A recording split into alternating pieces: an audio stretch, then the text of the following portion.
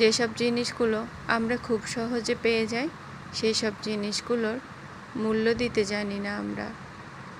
আর যে জিনিসগুলো অনেক কষ্ট করে অর্জন করতে হয় অথবা চড়া দামে কিনে নিতে হয় সেই সব জিনিসগুলোকে আমরা খুব ভালো মনে করে থাকি।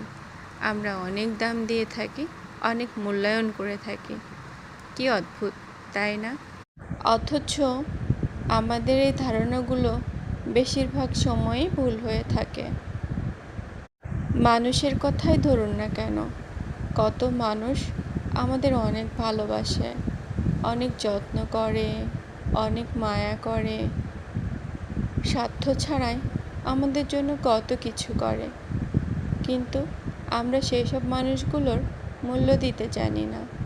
সেই সব মানুষগুলোকে গুরুত্বের সাথে দেখি না, কিন্তু সেই সব মানুষগুলোই আমাদের ভালোর জন্য প্রাণপণ লড়ে যায়, সব সময় আমাদের ভালোর জন্য চিন্তিত থাকে।